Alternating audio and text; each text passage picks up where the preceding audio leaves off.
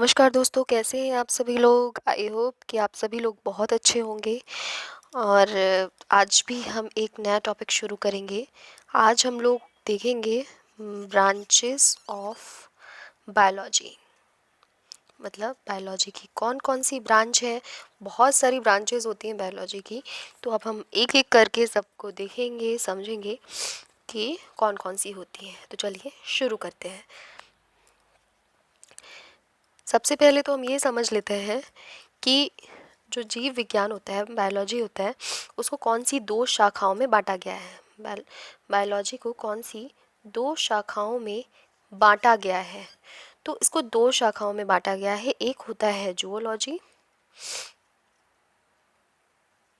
और दूसरा होता है बॉटनी। ठीक है। अब इसको सिंपली कैसे समझ सकते हैं। जूलॉजी को में जो स्टडी होती है वो एनिमल्स की होती है, एनिमल्स की स्टडी होती है। और बॉटनी में प्लांट्स की स्टडी होती है। ठीक है, इतना तो हम सभी लोग जानते हैं। ठीक है, तो इसको सिंपली बस इसके बारे में हमें इतना ही जानना है। और और अगर हमसे ये पूछा जाए कि अभी तक कितने कितने प्रकार के जंतुओं की और कितने प्रकार के पौधों की खोज हो चुकी है, तो दोस्तों आपको ये जानकर बहुत आश्चर्य होगा कि अब तक दुनिया में लगभग 12 लाख 12 लाख 12 लाख प्रकार के जंतु हैं।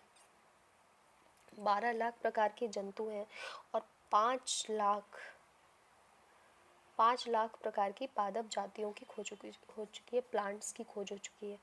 और ऐसा नहीं है कि अभी ये यहाँ पे स्टॉप हो गया है।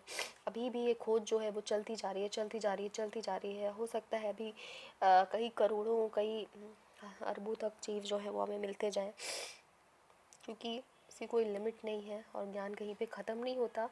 वो कहीं ना कहीं किसी न किसी खोज के रूप में आता जाता है और हम लोग बस उसकी पढ़ाई चालू रखते हैं।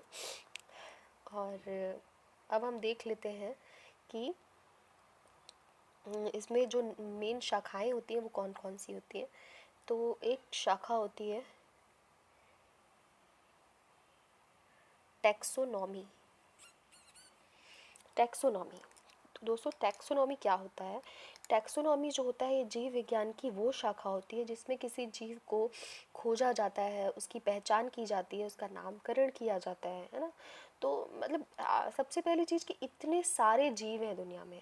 ठीक है, हम कैसे याद रखेंगे, बहुत मुश्किल है याद रखना, है ना। कैसे याद रख सकते हैं हम उन्हें, ऐसे तभी याद रख पाएंगे जब उनको हम अलग अलग कैटेगरी में डिवाइड कर दें, है ना। उनको खोजें, उनको पहचान करें, उनका एक नाम दें, है ना। फिर उसको उसके समूह में रख दें, उसके वर्ग में रख दें, उसके समूह में रख दें, तभी हम उनकी पहचान कर सकते हैं। ठीक है, ये हो गया टैक्सोनॉमी के बारे में। अब हम अगला देखते हैं कि अगली कौन सी शाखा है। तो अगली शाखा है मॉर्फोलॉजी। मॉर्फोलॉजी मॉर्फोलॉजी में क्या होता है, इसमें हम किसी जीव का जो एक्सटर्नल फीचर होता है ना। किसी भी जीव का हम, जो मान लीजिए कोई जीव है ये, और उसका एक्सटर्नल फीचर अपने को देखना है ना। बाहर से वो कैसा दिखता है, एक्सटर्नल फीचर का मतलब कि बाहर से वो कैसा दिखता है ना। तो इसकी हम स्टडी करते हैं किसमें, मॉर्फोलॉजी में। ठीक है, सिंपल है, आसान है याद रखना। और इसके बाद अगला आता है एनाटॉमी।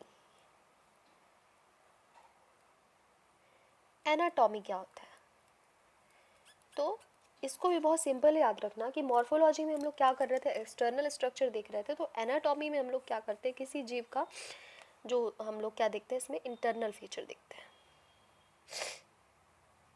इंटरनल फीचर देखते हैं, उसकी आंतरिक संरचना को देखते हैं, है ना। तो ये मॉर्फोलॉजी, एनाटॉमी भी हमें आसानी से समझ में आ जाएगा। अब अगली क्या चीज़ होती है, अगली चीज़ होती है हिस्टोलॉजी। हिस्टोलॉजी हिस्टोलॉजी में हम लोग क्या करते हैं, जो किसी जीव के टिश्यूज़ की स्टडी करते हैं। टिश्यूज़ की, ऊतक बोलते हैं इसको, टिश्यूज़ की स्टडी करते हैं। है ना।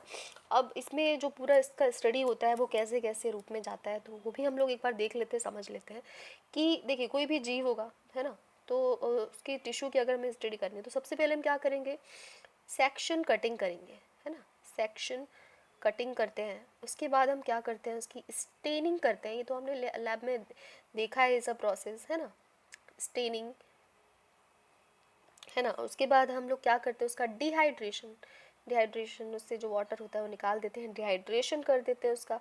उसके बाद उसको फिक्स कर देते हैं। ये हमने टिश्यू की हिस्ट्री में पढ़ा होगा, इसके प्रैक्टिकल्स भी हम लोगों ने किए होंगे, नहीं किए हैं तो ये हमें ज़रूर करने चाहिए, काफ़ी इंटरेस्टिंग होते हैं, है ना।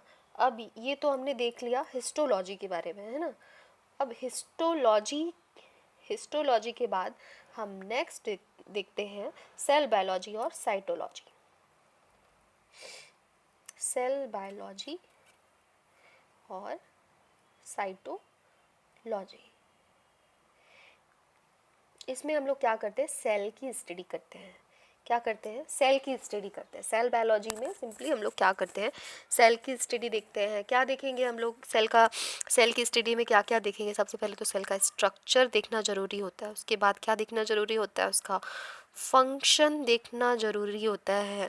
उसके बाद सेल क्या है, ग्रोथ भी करती है ना, उसको हम लोग क्या बोलते हैं, सेल का रिप्रोडक्शन, तो हम उसका रिप्रोडक्शन देखते हैं। और उसके बाद हम लोग देखते हैं उसकी लाइफ साइकिल, है ना। तो ये सारी चीज़ें हम लोग साइटोलॉजी में देखते हैं, ठीक है। ये हो गया सेल बायोलॉजी के बारे में। अब इसकी अगली शाखा कौन सी होती है, अगली शाखा होती है इसकी, अगली शाखा होती है इसकी बायोकेमिस्ट्री। बायोकेमिस्ट्री ये तो हम लोग को सब्जेक्ट होती है एमएससी टाइम में, बायोकेमिस्ट्री। बायोकेमिस्ट्री क्या होता है, ये बायोलॉजी की वह शाखा है जिसके अंतर्गत जीवित कोशिकाओं के अंदर उपस्थित रासायनिक पदार्थ जो होते हैं, अब कोई जीव होगा उसके अंदर कुछ केमिकल सब्सटेंसेस होंगे। अब केमिकल सब्सटेंसेस किसको बोलते हैं जीव के, देखो एक तो होता है कार्बोहाइड्रेट, कार्बोहाइड्रेट, है ना, इसकी स्टडी होती है इसमें। न्यूक्लिक एसिड की स्टडी होती है और प्रोटीन की स्टडी होती है इसमें, है ना। और जो उनमें मेटाबॉलिक फंक्शन होते हैं वो सारी चीज़ें हम लोग ये बायोकेमिस्ट्री में स्टडी करते हैं, है ना। ये भी बहुत इंटरेस्टिंग सब्जेक्ट होता है, और कहते हैं ना इंटरेस्ट से अगर कोई चीज़ पढ़ो तो अच्छा है, नहीं तो वो बहुत ही खतरनाक है, बहुत ही टफ है और कभी समझ में नहीं आता, ठीक है। अब ये हो गया बायोकेमिस्ट्री। अब हम लोग देखते हैं नेक्स्ट, नेक्स्ट हम लोग देखते हैं मॉलिक्यूलर बायोलॉजी।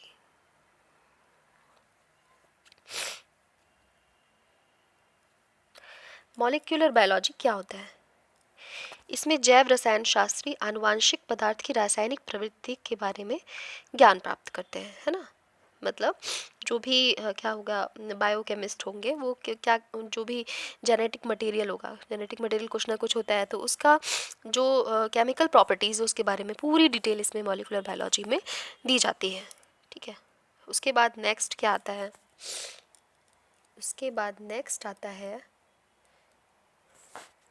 फिजियोलॉजी। फिजियोलॉजी को बोलते हैं कारिकी। इसमें किसी जीव के अंदर जो जैविक क्रियाएं होती हैं, जैविक क्रियाएं जैसे कि किसी जीव में क्या हो रहा है, रेस्पिरेशन हो रहा है ना, डाइजेशन होता है ना, और क्या होता है उनमें, एक्सक्रीशन होता है, ये सारी प्रोसेस होती हैं, तो इसको हम लोग इसमें फिजियोलॉजी में स्टडी करते हैं, ठीक है। अब नेक्स्ट हम लोग देखते हैं, फिजियोलॉजी हो गया, हम लोग नेक्स्ट देखते हैं एम्ब्रियोलॉजी। एम्ब्रियोलॉजी, एम्ब्रियोलॉजी क्या होता है, तो एम्ब्रियोलॉजी में हम लोग गैमेटोजेनेसिस,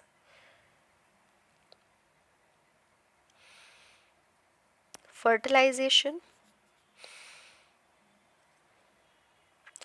जाइगोट, एम्ब्रियोज, इन सब का जो पूरा स्ट्रक्चर होता है उसकी पूरी हम लोग स्टडी करते हैं किसमें, एम्ब्रियोलॉजी में। ठीक है, ये हो गया एम्ब्रियोलॉजी। अब नेक्स्ट हम लोग देखते हैं एम्ब्रियोलॉजी के बाद, नेक्स्ट है हमारा इकोलॉजी। ये भी बहुत इंटरेस्टिंग होता है इकोलॉजी। ये वो शाखा होती है जिसके अंतर्गत जीवों के आपसी और वातावरण के संबंधों का अध्ययन करते हैं। मतलब जीवों के बीच में आपसी भी कुछ संबंध होते हैं और उनके आसपास के वातावरण से भी कुछ संबंध होता है ना। तो ये सारी चीज़ हम लोग इसमें देखते हैं, इकोलॉजी में देखते हैं। अब इकोलॉजी के बाद आता है नेक्स्ट जेनेटिक्स।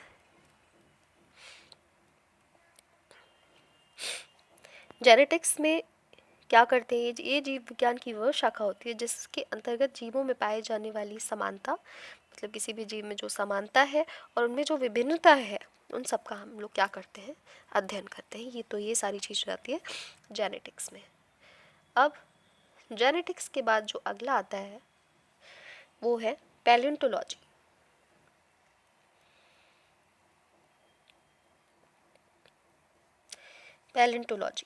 पैलियोंटोलॉजी इसमें क्या करते हैं, हम लोग फॉसिल्स की स्टडी करते हैं। इसको ऐसे सिंपल याद रखना है कि इसमें हम लोग फॉसिल्स की स्टडी करते हैं। इसमें दो तरह का होगा। अगर हम लोग एनिमल्स के फॉसिल्स की स्टडी कर रहे हैं तो उसको हम लोग बोलते हैं पैलियोजोलॉजी, और अगर हम लोग प्लांट्स के फॉसिल्स की स्टडी करते हैं तो इसको हम लोग बोलते हैं पैलियोबॉटनी। ठीक है, तो ये हमारा हो गया पैलियोंटोलॉजी। पैलियोंटोलॉजी के बाद आता है अगला एक्सोबायोलॉजी।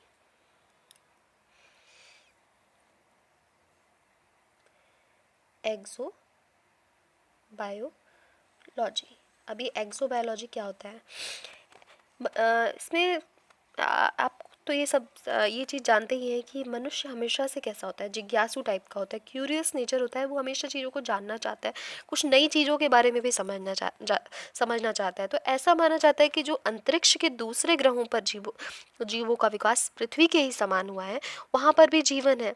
मतलब कि जीव विज्ञान की वह शाखा जो अंतरिक्ष के दूसरे पिंडों पर स्थित जीवन की संभावना इत्यादि का पता लगाने का कार्य करती है। मतलब अपनी पृथ्वी नहीं, पृथ्वी के बाहर भी अगर किसी तरह के जीवन की खोज हो सकती है, अंतरिक्ष जीव विज्ञान कहलाएगा। उसी को हम लोग बोलते हैं एक्सोबायोलॉजी। ठीक है, उसके बाद आता है अगला आता है यूजेनिक्स। यूजेनिक्स क्या होता है, ये जीव विज्ञान की बहुत ही आधुनिक शाखा है। इसके अंतर्गत हम लोग हेरिडिटी के आधार पर मानव जाति को श्रेष्ठ बनाए जाने की विधियों का अध्ययन करते हैं, है ना। तो ये हो जाता है यूजेनिक्स। उसके बाद हम लोग अगला देखते हैं, वो होता है एपीकल्चर।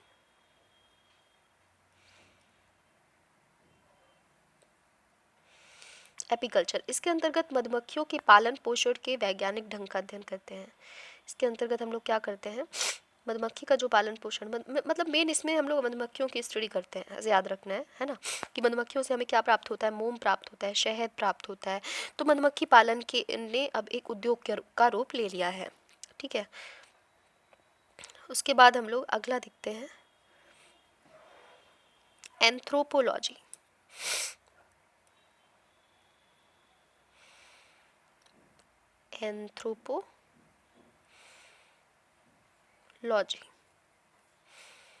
अब ये एंथ्रोपोलॉजी क्या होता है, इसके अंतर्गत मानवों का जो विकास होता है उन सब का हम लोग अध्ययन करते हैं। ठीक है, अब एंथ्रोपोलॉजी के बाद अगला आता है बैक्टीरियोलॉजी।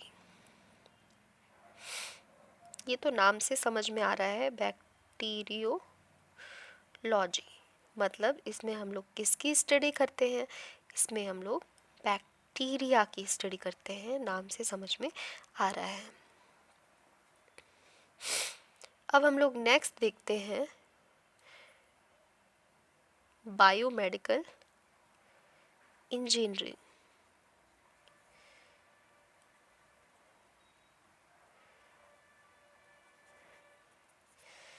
इसके अंतर्गत जीवों के कृत्रिम अंगों के निर्माण का अध्ययन करते हैं।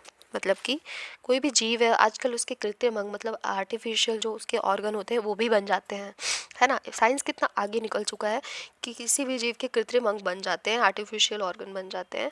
तो इन सब को हम जिसमें स्टडी करते हैं उसको हम लोग बोलते हैं बायोमेडिकल इंजीनियरिंग। इसके बाद हम लोग अगला देखते हैं। अगला है पैथोलॉजी।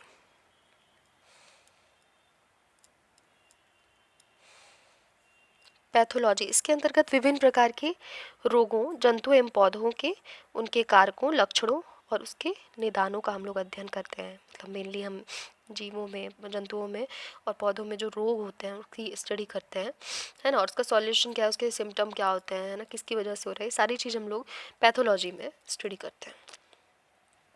उसके बाद हम लोग नेक्स्ट देखते हैं सीरीकल्चर। सीरीकल्चर क्या होता है, इसमें सिल्क या रेशम एक विशेष प्रकार के कीड़े से मिलता है, ये तो हमें पता होता है ना। तो जो रेशम निकालने का जो कीड़ा होता है ना, सिल्क पैदा करने का, तो उसका हम पूरा इसमें स्टडी करते हैं। रेशम कीट पालन कहते हैं इसको हम लोग हिंदी में, रेशम कीट पालन बोलते हैं। अब हम लोग अगला देखते हैं। अगला है पीसीकल्चर।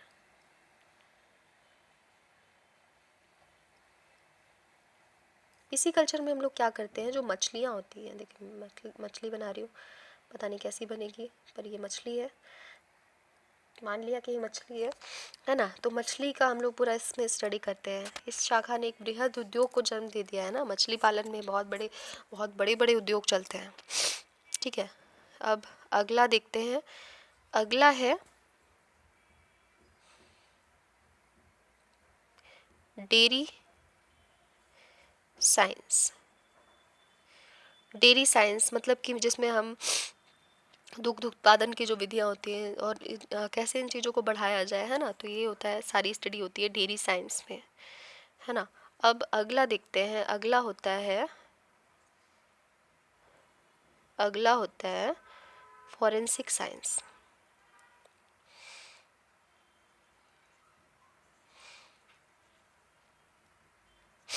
फॉरेंसिक साइंस वह शाखा है जिसमें हम वैज्ञानिक ज्ञान का उपयोग आपराधिक मामलों में करते हैं। जैसे कि जो ब्लड ग्रुप होता है ना, जो जो ब्लड ग्रुप होता है ना, और जो फिंगरप्रिंट्स होते हैं उससे जो अपराधियों की पहचान की जाती है, ये सारी चीज़ें हम लोग फॉरेंसिक साइंस में स्टडी करते हैं। अब हम लोग बात करते हैं फॉरेस्ट्री की।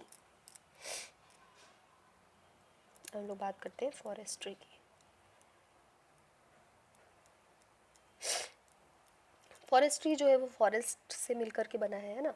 तो फॉरेस्ट मतलब क्या होता है, वन होता है, जंगल होता है ना। तो इसमें हम लोग क्या करते हैं कि वनों को लगाने की जो विधि होती है, उनका जो कंजर्वेशन किया जाता है, उनको संरक्षण करना है, उनकी कटाई, इन सब को का जो पूरा स्टडी होता है उसको हम लोग क्या बोलते हैं, फॉरेस्ट्री बोलते हैं।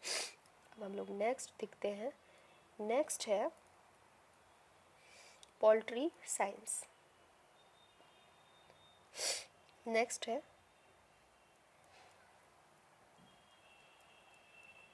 Poultry science.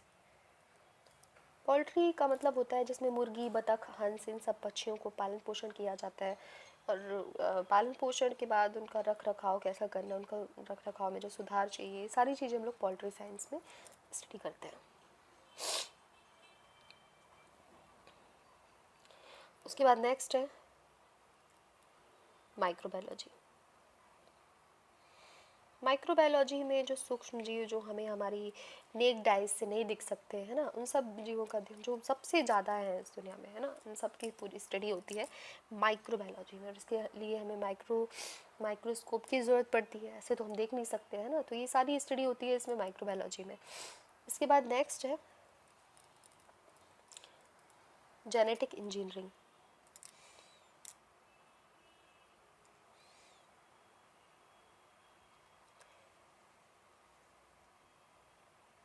Genetic engineering. Genetic engineering क्या होता है? जीवों में ऐसे जीनिक परिवर्तन करने वाली शाखा है जिसमें जीवों में नई आनुवांशिक रचनाएं बनती हैं, है ना। काफ़ी एडवांस चीज़ होती है ये, और आजकल सबसे ज़्यादा जेनेटिक इंजीनियरिंग का यूज़ किया जा रहा है। अब है veterinary science.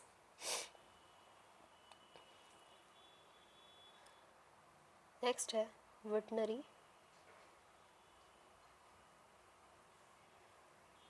Science. Veterinary science क्या होता है? ये वो शाखा होती है जिसमें पालतू पशुओं के रख रखाव तथा उनके स्वास्थ्य का अध्ययन करते हैं, है ना। कि जैसे जो एनिमल्स हैं तो उनका क्या होता है, उनका रख रखाव कैसा करना है, उनका स्वास्थ्य, इन सारी चीज़ों की स्टडी होती है वेटनरी साइंस में। अब है नेक्स्ट है एंटोमोलॉजी। एंटोमोलॉजी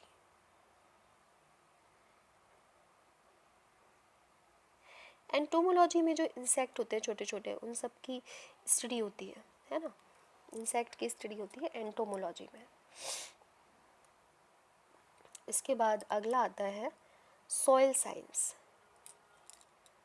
इसका भी नाम से मतलब समझ में आ रहा है सॉइल साइंस का कि क्या मतलब होता है,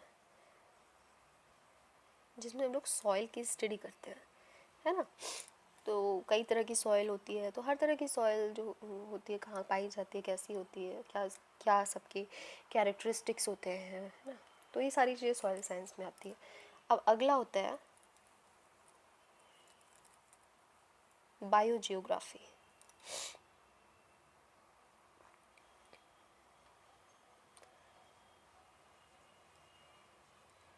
इसमें क्या होता है कि कई तरह के जीव हैं इस पृथ्वी में, है ना। तो उनका कौन सा जीव किस तरह के भौगोलिक वातावरण में रहता है ना, क्योंकि हर जीव हर तरह के वातावरण में तो नहीं रह सकता, है ना। हर तरह के वातावरण में सर्वाइव नहीं कर सकता। हर हर हर जीव का अपना अलग अलग भौगोलिक वितरण है ना, कि कौन किस एरिया में रहता है इस पृथ्वी में। तो ये सब सारी स्टडी हम लोग करते हैं बायोजियोग्राफी में। अब हम लोग नेक्स्ट देखते हैं, नेक्स्ट है इवोल्यूशन। इवोल्यूशन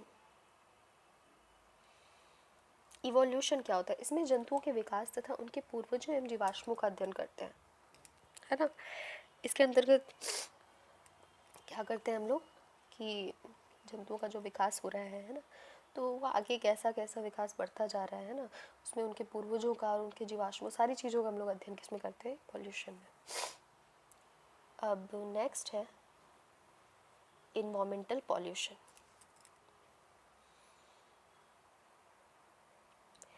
इन्वायरमेंटल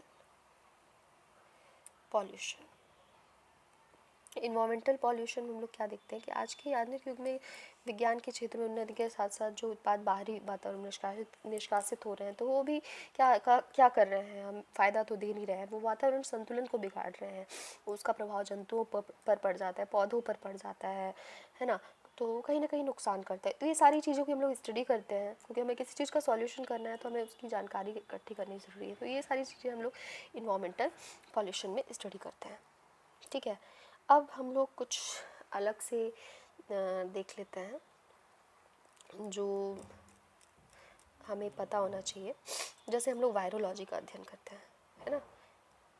वायरोलॉजी, अब ये बहुत सारे नाम इसमें हमें समझ में आ जाएंगे नाम से ही। वायरोलॉजी में हम लोग इसकी स्टडी करते हैं, वायरस की स्टडी करते हैं, ठीक है। सिंपल है, आसान है। अब इसके अलावा अगला है एल्गोलॉजी। एल्गोलॉजी जो होता है इसी को हम लोग बोलते हैं, एल्गोलॉजी को ही हम लोग, एक और वर्ड है इसके लिए, फाइकोलॉजी, है ना। एल्गोलॉजी के लिए फाइकोलॉजी शब्द भी है, और इसमें हम लोग किसकी स्टडी करते हैं? एल्गी की स्टडी करते हैं, है ना। अब इसके बाद जो आता है एल्गोलॉजी के बाद वो होता है माइकोलॉजी, है ना। नेक्स्ट होता है माइकोलॉजी, है ना। माइकोलॉजी में हम लोग क्या करते हैं? हम लोग इसमें फंजाई की स्टडी करते हैं। ये मिलता जुलता नाम नहीं है, इसलिए हमें ये याद रखना पड़ेगा कि माइकोलॉजी में हम लोग किसकी स्टडी करते हैं? हम लोग इसमें फंजाई की स्टडी करते हैं, ठीक है। अब नेक्स्ट हम लोग देखते हैं डेंड्रोलॉजी। डेंड्रोलॉजी डेंड्रोलॉजी में हम लोग इसका अध्ययन करते हैं, जो श्रब्स होती हैं, झाड़ियाँ होती हैं और जो ट्रीज़ होते हैं, इन सब की स्टडी हम लोग किस में करते हैं, डेंड्रोलॉजी में करते हैं। अब अगला है एंथोलॉजी। एंथोलॉजी एंथोलॉजी में हम लोग किसकी स्टडी करते हैं, जो फ्लावर्स होते हैं, है ना, जो फ्लावर्स वगैरह होते हैं इसकी स्टडी हम लोग किसमें करते हैं, एंथोलॉजी में करते हैं। एंथोलॉजी के बाद अगला जो आता है वो क्या होता है, पोमोलॉजी।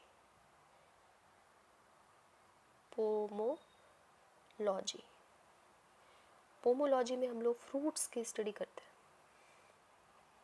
है ना, फ्रूट्स की स्टडी हम लोग किसमें करते हैं, पोमोलॉजी में करते हैं। अब नेक्स्ट है ऑर्निथोलॉजी।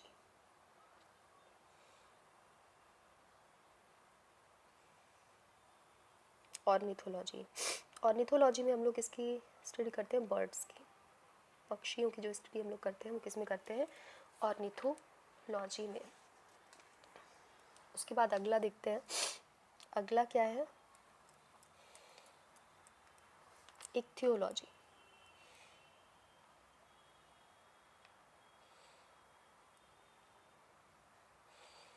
इक्थियोलॉजी में हम लोग किसका अध्ययन करते हैं, फिशेस का, मछलियों का हम लोग अध्ययन करते हैं इक्थियोलॉजी में। उसके बाद अगला है हर्पेटोलॉजी।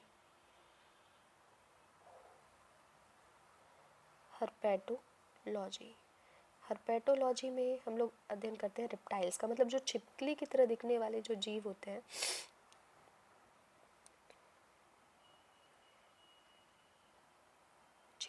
छिपकली की तरह जो दिखने वाले जीव होते हैं ना, सरीसृप बोलते हैं जिनको, तो इसकी स्टडी हम लोग करते हैं हर्पेटोलॉजी में। और काफ़ी लंबा हो रहा है, लेकिन ये सारी चीज़ें ज़रूरी हैं और ये हमें याद रह सकता है अगर हमने थोड़ा भी इसे दिमाग में इसके नाम से बैठा रखा है, तो ये चीज़ें हमें याद रहेंगी। उसके बाद आता है टेरेटोलॉजी।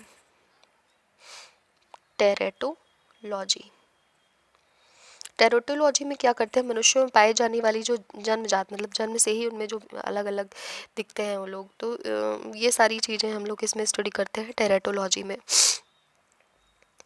टेरेटोलॉजी के बाद जो अगला आता है वो आता है मैलेकोलॉजी।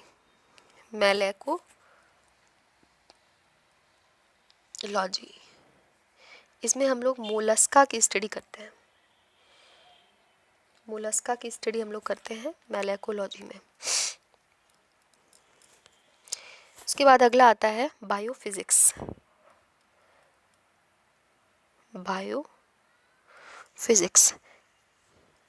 इसमें कोई भी जैविक क्रिया हो रही है, सपोज कोई भी जैविक क्रिया हो रही है, तो उस पर उसके कुछ भौतिक सिद्धांत भी हो सकता है उस पर लागू हो, है ना, तो ये सारी स्टडी हम लोग इसमें करते हैं बायोफिजिक्स में। अब अगला आता है ऑफियोलॉजी में किसकी स्टडी करते हैं, सांपों की स्टडी करते हैं, जिससे आपको बहुत डर लगता है ऑफियोलॉजी, तो ये ऑफियोलॉजी में हम लोग इसकी स्टडी करते हैं, सांपों की स्टडी करते हैं। और लास्ट है, इससे ज़्यादा लंबा लेक्चर नहीं करूँगी, इसके बाद लास्ट है